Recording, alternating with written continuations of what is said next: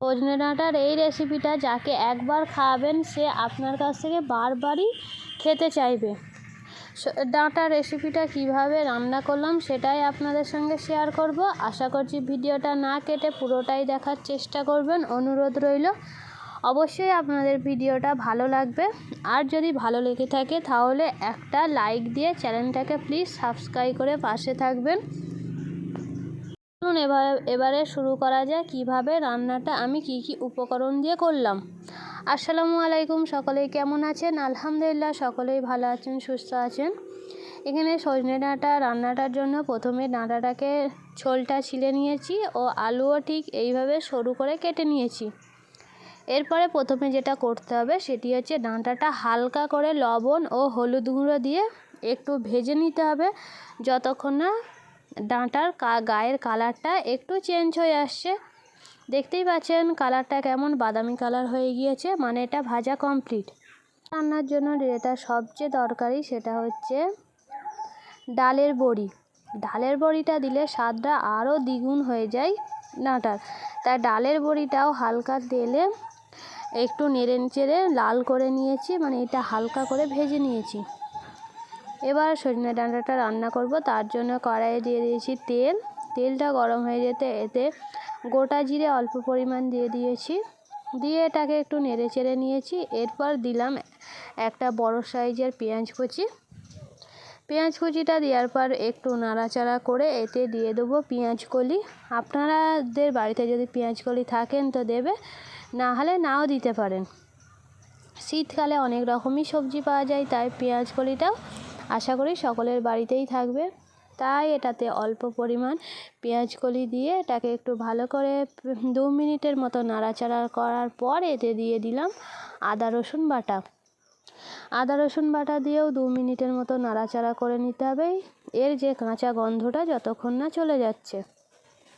এর কাঁচা গন্ধটা চলে যাওয়ার পর এতে দিয়ে দিলাম একটা বড় সাইজের টমেটোটা দিয়ে একটু নাড়াচাড়া করে নিলাম। এরপর এতে মশলা অ্যাড করব, যেমন দিয়ে দিলাম 1/2 টেবিল চামচ হলুদ গুঁড়ো, 1/2 টেবিল চামচ লঙ্কা গুঁড়ো ও 1/2 টেবিল চামচের একটু বেশি লবণ। এই মশলাটা আপনারা আপনাদের রান্নার পরিমাণ অনুযায়ী দেবেন।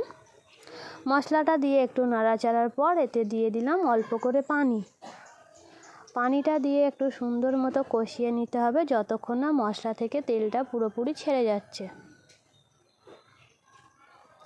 এখানে মশলা থেকে তেলটা ছেড়ে যাওয়ার পর এতে দিয়ে দিলাম যে আলুটা সরু সরু করে কেটে রেখেছিলাম, সেই আলুটা দিয়ে বেশ কিছুক্ষণ 5 মিনিটের মতো ভালো করে নাড়াচাড়া করে নেব।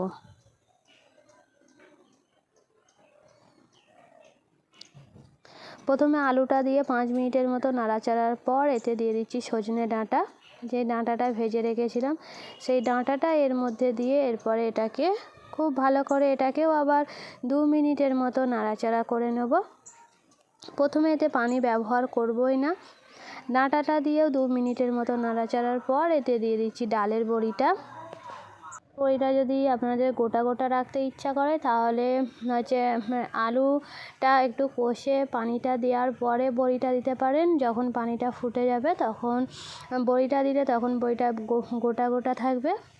আর যদি আপনারা চান যে বড়িটা পুরোপুরি ঘেঁটে যাক তাহলে পানিটা দেওয়ার আগেই বড়িটা দিয়ে কিছুক্ষণের মতো 2 মিনিটের মতো কষিয়ে নিয়ে এতে পরিমাণ অনুযায়ী পানিটা দিয়ে দেবেন।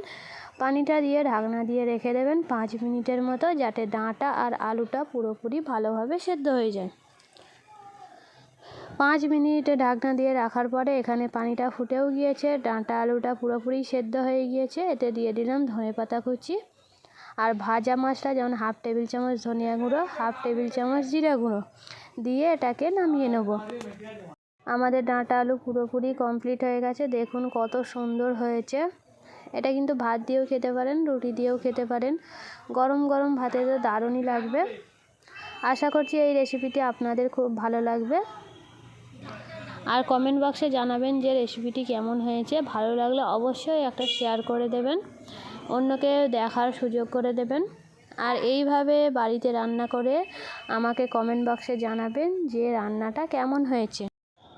আর হচ্ছে অন্য রেসিপি দেখার জন্য চ্যানেলটাকে অবশ্যই সাবস্ক্রাইব করে রাখবেন, যাতে হচ্ছে আমার রেসিপির ভিডিও আপনার কাছে প্রথমেই চলে যায়।